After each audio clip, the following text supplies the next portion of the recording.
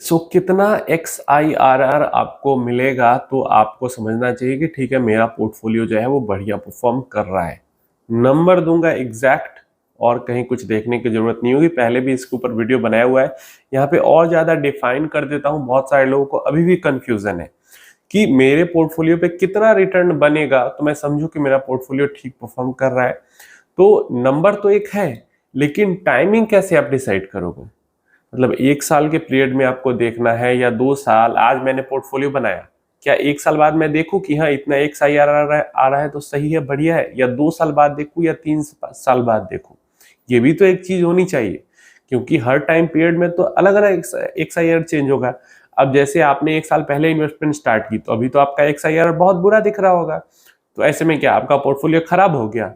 नहीं, ऐसा नहीं है। तो मैं टाइमिंग भी बताऊंगा कि कैसे आपको ये समझना है कि कितना XIRR आपको मिल रहा है रिटर्न, तो वो बढ़िया है। बट पहले ये समझ लो, जो XIRR की एक्सपेक्टेशन होगी वो large cap, mid cap, small cap portfolio के लिए अलग अलग होगी, या फिर अगर मिक्स पोर्टफोलियो है लार्ज, मिड और स्मॉल का तो फिर उसका अलग होगा एक्सपेक्टेशन। जैसे अगर हम लार्ज कैप हेवी हमने सिर्फ पोर्टफोलियो बना के रखा हुआ है, मतलब मैक्सिमम इन्वेस्टमेंट लार्ज कैप के अंदर है, तो हमारा जो एक्सपेक्टेशन है वो 12% प्लस का रहता है XIRR के टर्म्स में, क्योंकि हमारी मल्टीपल इन्वेस्टमेंट जा रही है, तो इसलिए XIR के टर्म्स में ही हम रिटर्न्स देखेंगे। Extended internal rate of return, जो कि हर ऐप पे, पोर्टफोलियो पे भी आपको दिखता है ओवरऑल, और हर म्यूचुअल फंड स्कीम का अलग अलग भी दिखता है, तो वैसे भी आप चेक कर सकते हो। अगर मिड कैप ओनली पोर्टफोलियो है या मिड कैप हेवी पोर्टफोलियो है तो हमारा 15 से 16% तक XIRR बनना चाहिए, और अगर स्मॉल कैप हेवी पोर्टफोलियो है तो हमारा अराउंड 17-18% तक भी XIRR जाना चाहिए। या फिर अगर मिक्स्ड पोर्टफोलियो है तो ओवरऑल पोर्टफोलियो का मतलब, मिक्स्ड कहने का मतलब इक्विटी लार्ज मिड स्मॉल का मिक्स, अगर इसके अंदर डेट भी है, गोल्ड भी है, तब तो XIRR और घटेगा। लेकिन लार्ज मिड स्मॉल सिर्फ इक्विटी का पोर्टफोलियो है तो हमारा 15% प्लस का XIRR होना चाहिए। गोल्ड डेट अगर मिलाएंगे तो कितना परसेंटेज में क्या है उसके अकॉर्डिंग फिर पोर्टफोलियो डिसाइड होगा।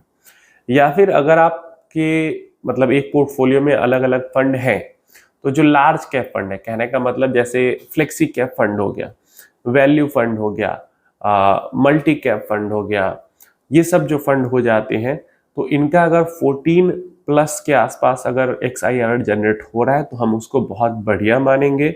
और जैसे मिड कैप फंड है हमारा, स्मॉल कैप फंड है पोर्टफोलियो में, तो इनका अगर 16 के आसपास या इससे ऊपर जनरेट हो रहा है तो इसको हम अच्छा मान लेंगे। एक्टिव फंड्स की मैं बात कर रहा हूँ, क्लियर है?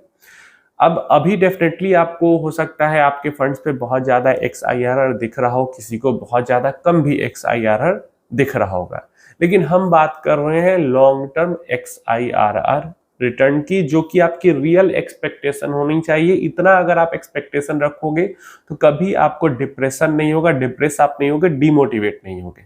अब हमें कितना समय बिताना है? हमने मान लो आज पोर्टफोलियो बनाया, तो कितने समय बाद हमें अगर जो हमारा एक्सपेक्टेड XIRR है वो अचीव नहीं होता तो हमें अपने पोर्टफोलियो को रीबैलेंस या रीसफल करने की जरूरत होती है। अब देखिए, जब भी हम एक रिटर्न की बात करते हैं तो हमें मार्केट का एक पूरा साइकिल पकड़ना होगा।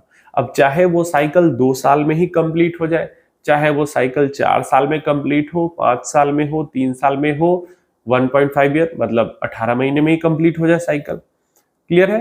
अब मार्केट का साइकिल पकड़ने का क्या मैं कह रहा हूं, मतलब 3 फेज होते हैं मार्केट के, एक तो डाउनफॉल का फेज होता है, एक कंसोलिडेशन का फेज होता है, एक अप का फेज होता है, क्लियर है? रैली का फेज होता है। 3 फेज हो गए। तो तीनों फेज आप जब आपने अपना पोर्टफोलियो क्रिएट किया, आपका पोर्टफोलियो इन तीनों फेज से गुजर चुका है, एक एक बार तीनों फेज से गुजर चुका है, और उसके बाद आपका जो XIRR रिटर्न है वो जितना हमने यहाँ पे बात की उतना होना चाहिए। जैसे 2021 नवंबर से गिरावट शुरू हुई, 2022 पूरा गिरावट हुआ, 2023 जनवरी से फिर रैली शुरू हुई, ठीक है? तो किसी ने अगर 2021 के मान लो नवंबर में ही इन्वेस्टमेंट स्टार्ट किया होगा एकदम, मतलब जब जहां से मार्केट खराब परफॉर्म करना शुरू हुआ, तो पूरा गिरावट का फेज उसने देखा। फिर 2023 फरवरी से जब मार्केट के अंदर परफॉर्मेंस अच्छा होना शुरू हुआ तो 2023 अच्छा गया, 2024 अगस्त सितंबर तक ठीक ठाक चला। तो ये 2021 नवंबर से लेकर कोई अगर 2024 सितंबर अगस्त तक इन्वेस्टेड रहा तो उसने ये तीनों फेज क्रॉस कर लिया। फॉल का फेज भी, बीच में कभी कभी कंसोलिडेशन भी हुई और उसके बाद रिकवरी का मतलब ग्रोथ का फेज भी, अप का फेज भी क्रॉस किया। तो ये जो टाइम पीरियड है, इस टाइम पीरियड के बाद उसका जो XIR है वो इतना होना चाहिए मिनिमम, जितना हमने बात किया। क्लियर है? अगर किसी ने इन्वेस्टमेंट 2023 के जनवरी फरवरी में स्टार्ट किया तो भाई उसका तो बहुत लकी रहा, वो एकदम मार्केट जब रैली स्टार्ट होने वाली थी जस्ट वहीं पे उसने इन्वेस्टमेंट स्टार्ट किया। तो पूरा 2023 का जो रैली है, 2024 का जो रैली के बाद जो खराब माहौल, गिरावट का माहौल शुरू हुआ और पूरा भी गिरावट ही चल रहा है। क्लियर है? तो पूरा रैली उसने पास किया है। अब ये पूरा गिरावट जब पास करेगा, जब ये पूरा माहौल खत्म होता है गिरावट का और वापस से market all time high hit करके ऊपर जाने की कोशिश करता है या वहां तक भी पहुंचता है, तो ये गिरावट का माहौल खत्म होने के बाद आपका जो XIRR रिटर्न है, मतलब एक अप साइकिल, जिसने 2021 में इन्वेस्टमेंट स्टार्ट की, नवंबर में उसने पहले डाउन साइकिल देखा फिर अप साइकिल देखा। क्लियर है? 2023 वाला जिसने 2023 में स्टार्ट की उसने पहले अप साइकिल देखा, अभी डाउन साइकिल देख रहा है। ठीक है? 2024 के अगस्त सितंबर में जिसने स्टार्ट की वो भी पहले डाउन साइकिल ही देख रहा है। क्लियर है? तो up cycle down cycle cross होने के बाद आपका रिटर्न जो है वो जो हमने XIRR बात की है उतना होना चाहिए। क्लियर है? क्योंकि अब मैं नॉर्मल बोल दूं कि 6 महीने, 1 साल, 1.5 साल या 2 साल, तो फिर अब मान लो अगर 2 साल में बोल दूं 2 साल तक रैली ही आती रह जाए तो आपकी एक्सपेक्टेशन बहुत ज्यादा हाई हो जाएगी। या फिर 2 साल तक अगर बाजार गिरता ही रह जाए तब तो आप फंड ही चेंज करते रह जाओगे, पोर्टफोलियो को खराब मतलब डिप्रेशन में चले जाओगे आप। तो इसलिए आप मार्केट की जो अप और डाउन दोनों साइकिल है, चाहे वो 2 साल में कंप्लीट हो, 3 साल में कंप्लीट हो, 5 साल में कंप्लीट हो, आपको तो इतना तो आपको करना पड़ेगा कि आपका पोर्टफोलियो अच्छा परफॉर्म कर रहा है या नहीं, आपका जो XIR है वो सही है या नहीं, ये देखने के लिए आपको इतना तो वेट करना पड़ेगा।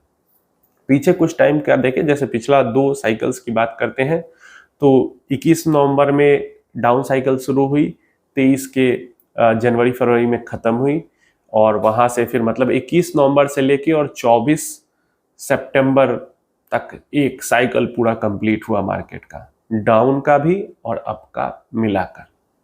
इतना लंबा एक साइकिल चला।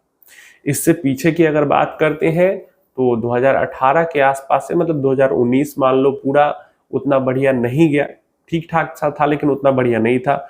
2020 उतना बढ़िया नहीं था लेकिन 2020 के अप्रैल से रिकवरी स्टार्ट हुई एंड 2021 अक्टूबर तक, ऑलमोस्ट सितंबर अक्टूबर तक अच्छा चला मार्केट।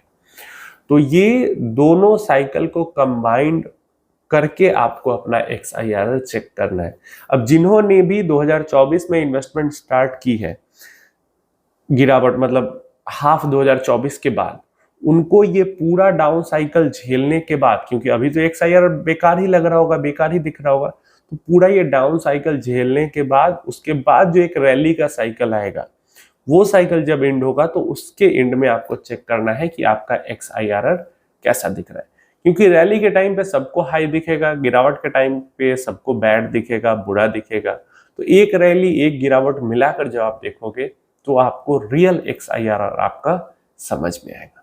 उम्मीद है इन्फॉर्मेशन हेल्पफुल होगी। कोई क्वेश्चन क्वेरी है तो नीचे कमेंट बॉक्स में पूछ लेना।